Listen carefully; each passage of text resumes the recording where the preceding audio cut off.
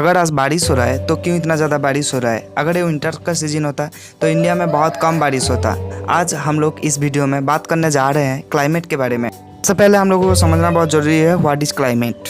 होता है वेदर का टोटल कंडीशन एक लार्ज एरिया का एक लॉन्ग पीरियड के लिए। लेकिन सर ये वेदर क्या होता है डेली एटमॉस्फेरिक कंडीशन।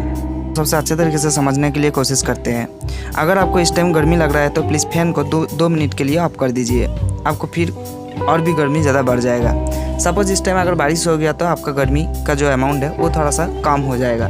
मतलब कुछ टाइम के अंदर 1 घंटा 2 घंटा के अंदर एटमॉस्फेयर का जो कंडीशन है, जैसा टेम्परेचर, जैसा ह्यूमिडिटी, ये सब कंडीशन क्या होते रहता है, चेंज होते रहता है। तो डेली ऐसे ही एटमॉस्फेयर का कंडीशन जैसे चेंज होते रहता है, इसको हम लोग बोलते हैं वेदर। एटमॉस्फेरिक कंडीशन का एक लॉन्ग पीरियड का एवरेज कंडीशन जो निकलता है उसको हम लोग बोलते हैं क्लाइमेट। चलिए हम लोग क्लाइमेट और वेदर का डिफरेंस को अच्छे से समझ लेते हैं, तो अब क्लाइमेट एंड वेदर के बीच में जो कॉन्सेप्ट है वो क्लियर हो जाएगा।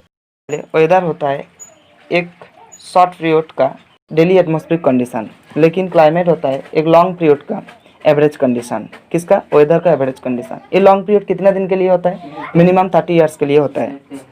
सेकंड थिंग्स, वेदर होता है एक चेंजेबल कॉन्सेप्ट, मतलब ये टाइम टू टाइम चेंज होते रहता है। लेकिन क्लाइमेट एक स्टेबल कंडीशन है किसी एक पर्टिकुलर रीजन का। वेदर एक चेंजेबल इवेंट है जिसके ऊपर बेस करके हम लोग किसी भी रीजन को आइडेंटिफाई नहीं कर सकते हैं। लेकिन क्लाइमेट एक लॉन्ग पीरियड के लिए होता है, तो इसलिए क्लाइमेट के ऊपर डिपेंड करके हम लोग वर्ल्ड को डिफरेंट पार्ट में डिवाइड कर सकते हैं, लेकिन वेदर के ऊपर नहीं कर सकते। अब हम लोग बात करेंगे क्लाइमेट का कुछ कंट्रोलिंग फैक्टर के बारे में। जैसे आपके घर में बिजली है क्या नहीं, ये आपको पता चलता है इंडिकेटर के थ्रू। मतलब इंडिकेटर आपका घर में बिजली है क्या नहीं ये रिप्रेजेंट करता है। ऐसे ही किसी भी रीजन का क्लाइमेटिक कंडीशन कैसे होगा उसको डिटरमाइन करने के लिए कुछ कंट्रोलिंग फैक्टर्स काम करता है। चलिए कंट्रोलिंग फैक्टर को देख लेते हैं। Number 1 latitude, number 2 altitude, number 3 pressure of wind, next ocean currents and others factors. सबसे पहले हम लोग बात करेंगे लेटीट्यूड के बारे में। लेटीट्यूड वो होता है एक एंगुलर डिस्टेंस होता है, कहाँ से? इक्वेटर से।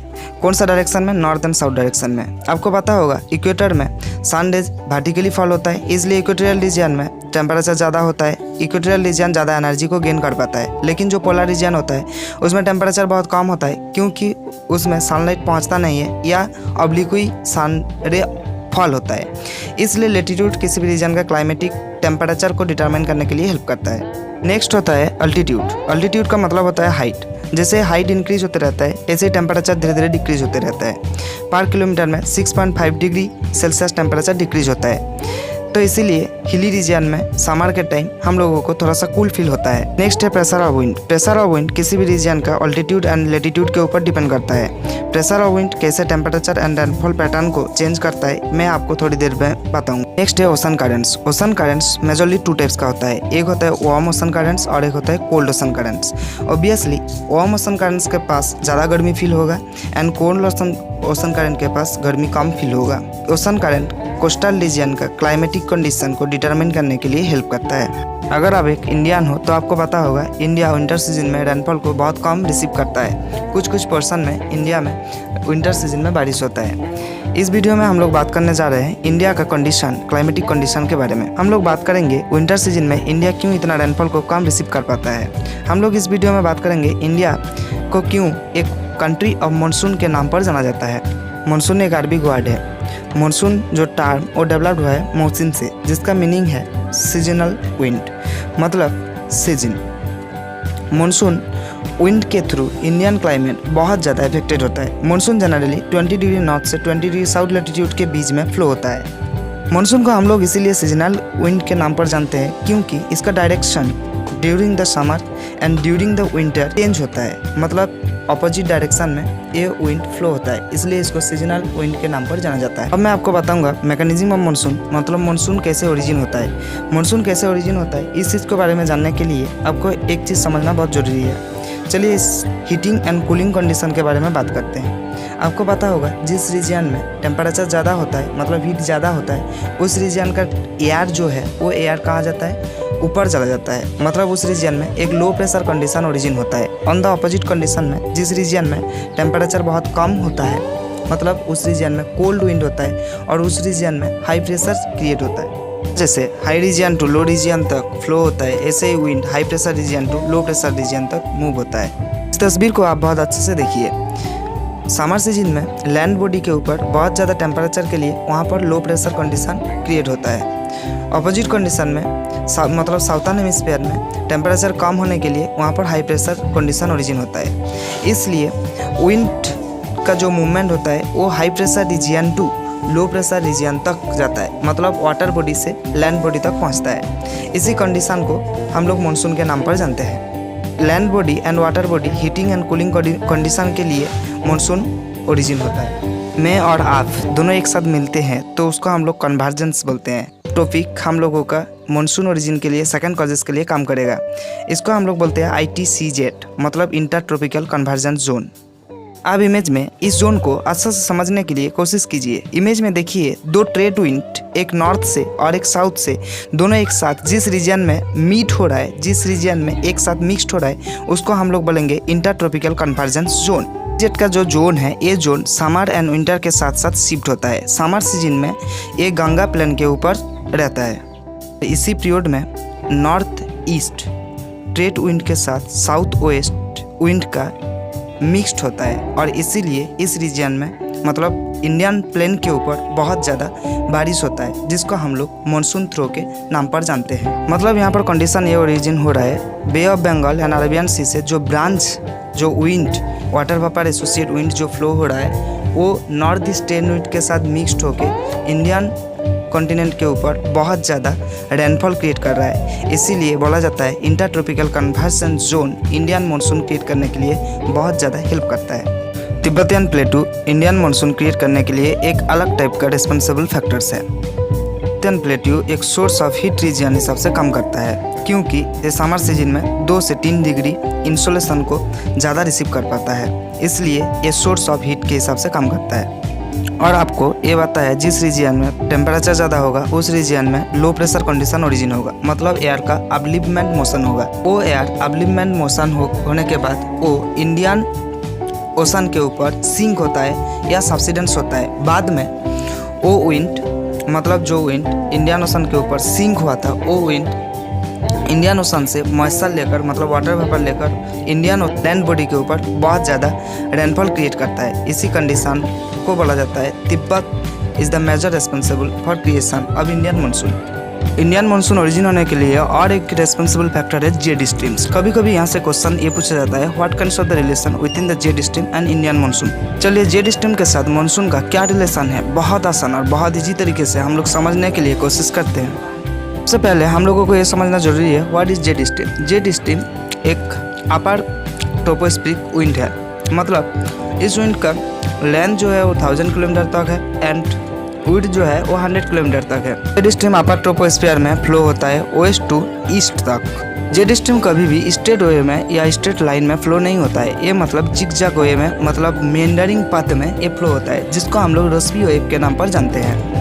जेड स्ट्रीम का जो स्पीड होता है वो विंटर सीजन में सबसे ज़्यादा होता है, मतलब faster during winter because the temperature differentiation are maximum during in winter. Indian monsoon के साथ जेड स्ट्रीम का क्या रिलेशन है, इस चीज़ को समझने के लिए आपको इस इमेज को बहुत अच्छे से समझना जरूरी है। देखिए इसमें तिब्बतियन प्लेटू के राइट साइड में हिमालय के राइट साइड में इंडिया के राइट साइड में इंडियन ओशन है। मतलब आप इमेज देख कर ये क्लियर कर सकते हो तिब्बतियन प्लेटू है जो नॉर्थर्न डायरेक्शन में है, इंडियन ओशन है जो साउथर्न पोर्शन में है। During the summer season Tibetan प्लेटू का टेम्परेचर बहुत इंक्रीज होता है, जिसलिए वहाँ पर एयर भी अपवर्ड या अपवेलिंग मोशन होता है। इमेज में देखिए आपको सब कुछ क्लियर हो जाए। अपवर्ड मोशन के बाद वो विंड राइट साइड में या राइट डायरेक्शन में फ्लो होने लगता है, मतलब उस विंड को हम लोग बोलते हैं ईस्टर्ली जेड स्ट्रीम, जो विंड अपर ट्रोपोस्फीयर में फ्लो होते रहता है। ऐसे ही ये विंड धीरे धीरे इंडियन ओशन तक जिस टाइम पहुंचता है उस टाइम इसका टेम्परेचर बहुत कम हो जाता है और टेम्परेचर कम होने के लिए वो कोल्ड कंडीशन में आ जाता है। मतलब easterly Z stream Indian ocean के ऊपर धीरे धीरे सिंक या सब्सिडेंस होने लगता है, मतलब धीरे धीरे नीचे गिरने लगता है।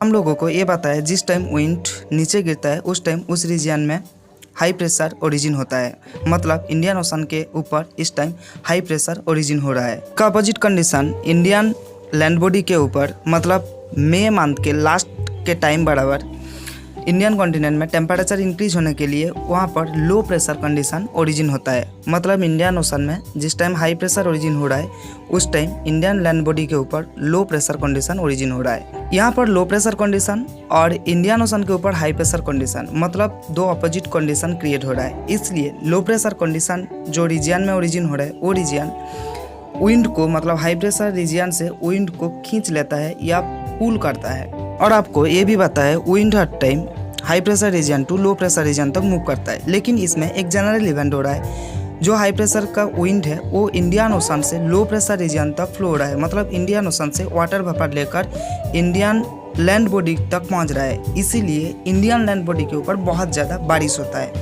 आपको इमेज से क्लियर पता चल रहा है easterly jet stream Indian land body के ऊपर कैसे रेनफॉल क्रिएट करने के लिए हेल्प कर रहा है। इसको और भी शॉर्ट तरीके से बता देता हूँ। तिब्बतियन प्लेट्यू से जो easterly jet stream Indian ocean में सिंक होता है या सब्सिडेंस होता है वो जेट स्ट्रीम वो wind high pressure reason Indian ocean पे क्रिएट करता है। On the other hand Indian land body के ऊपर ड्यूरिंग द हाई इंसोलेशन के लिए वहाँ पर लो प्रेशर कंडीशन ओरिजिन होता है। इसलिए इंडियन ओशन से water vapour associate wind high pressure region to low pressure region तक फ्लो होने लगता है। इसलिए इंडियन लैंड बॉडी के ऊपर बहुत ज़्यादा बारिश होता है। इसी को हम लोग इंडियन मानसून के साथ जेट स्ट्रीम का रिलेशन में एक्सप्लेन करते हैं।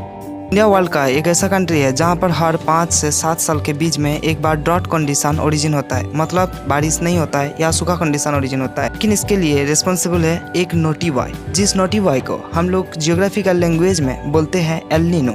चलिए एल नीनो के बारे में हम लोग बात करते हैं। इमेज में अच्छे से देखिए, साउथ अमेरिका में पेरू कोस्टल रीजन में जो वार्म ओशन करंट ओरिजिन हुआ है उसी वार्म ओशन करंट या कंडीशन को एल नीनो का इफेक्ट के नाम पर जाना जाता है। आपको एक जनरल फैक्ट पता है, जिस रीजन में टेम्परेचर ज़्यादा होगा उस रीजन में obviously low pressure condition origin होगा। देखिए इस तस्वीर को बहुत अच्छे से। पेरू कोस्टल रीजन में टेम्परेचर ज़्यादा होने के लिए मतलब वार्म ओशन करंट के लिए उस रीजन में लो प्रेशर कंडीशन ओरिजिन हो रहा है। ओबियसली पेरू कोस्टल रीजन में लो प्रेशर कंडीशन ओरिजिन होने के लिए ट्रेड विंड बहुत वीक हो जाता है, जिसके लिए वो ईस्टर्न पैसिफिक ओशन में मतलब ऑस्ट्रेलिया कोस्टल रीजन में ट्रेड विंड पहुंच नहीं पाता है। और इसी कंडीशन के लिए इंडियन ओशन में हाई प्रेशर कंडीशन ओरिजिन होता है। आप एक जनरल लॉ को अप्लाई करने के लिए कोशिश कीजिए। Wind obviously high pressure region to low pressure region तक फ्लो होगा। इंडियन ओशन के ऊपर हाई प्रेशर रहने के लिए साउथ वेस्ट जो मानसून है वो बहुत वीक हो जाता है, जिसलिए इंडियन कॉन्टिनेंट के ऊपर लैंड बॉडी के ऊपर बारिश नहीं हो पाता है। इसीलिए बोला जाता है जिस ईयर में एल नीनो आता है उस टाइम इंडिया में बारिश नहीं हो पाता है। इंडियन मानसून का मैं कुछ इंपॉर्टेंट कैरेक्टरिस्टिक्स के बारे में अब बात करूंगा। इंडियन मानसून के लिए 75% रेनफॉल होता है। इंडिया में जो 75% रेनफॉल होता है उसके लिए रिस्पॉन्सिबल है साउथ वेस्ट मानसून। इंडिया में मेजरली रेनफॉल ऑकर्स होता है जून टू सितंबर मंथ में वो मानसून के लिए। इंडियन मानसून लार्जली कंट्रोल होता है इंडियन रिलीफ फीचर के ऊपर डिपेंड करके। Indian monsoon Indian economic lifestyle को चेंज करने के लिए बहुत ज़्यादा हेल्प करता है। लेकिन इंडिया में एक ऐसा प्लेस है जहाँ पर विंटर सीजन में रेनफॉल होता है या बारिश होता है, जिसको हम लोग कोरोमंडल कस्ट के नाम पर जानते हैं। इमेज में देखिए इंडिया में कोरोमंडल कस्ट कहाँ पर है। नॉर्थ ईस्ट मानसून जब नॉर्थ ईस्ट डायरेक्शन से फ्लो होने के लिए कोशिश करता है उस टाइम बे ऑफ बंगाल को उसको क्रॉस करना पड़ता है, जिसलिए बे ऑफ बंगाल से कुछ अमाउंट वाटर वेपर लेकर वो कोरोमंडल कस्ट तक जिस टाइम पहुंचता है उस time water vapour associate wind Coromandel कस्ट में थोड़ा सा रेनफॉल क्रिएट करता है। इसीलिए बोला जाता है विंटर सीजन में कोरोमंडल कस्ट में रेनफॉल होता है। इमेज में देखिए इंडियन मानसून को 2 टाइप में डिवाइड किया जाता है, मतलब इसका 2 ब्रांचेस है। एक होता है अरेबियन सी ब्रांच और एक होता है bay of Bengal branch. Bay of Bengal branch के लिए कंट्री का नॉर्थ ईस्टर्न पोर्शन में बहुत ज़्यादा बारिश होता है। On the other hand Arabian sea branch के लिए मतलब साउथ वेस्ट ब्रांच के लिए इंडिया का नॉर्थर्न प्लेन रीजन में ज़्यादा बारिश होता है। अगर आपको इस वीडियो अच्छा लग रहा है, आपको हर चीज़ इजीली समझ में आ रहा है तो प्लीज़ चैनल को सब्सक्राइब कीजिए एंड बेल आइकन में प्रेस कीजिए। मानसून के साथ एक बहुत ही इंपॉर्टेंट रिलेटेड टर्म है break of monsoon. Break of monsoon monsoon का एक इंटरवल कंडीशन है या रेनलेस इंटरवल कंडीशन है जिसमें बारिश नहीं होता है। उसी कंडीशन को ब्रेक ऑफ मानसून के नाम पर जाना जाता है। Thanks for watching the video.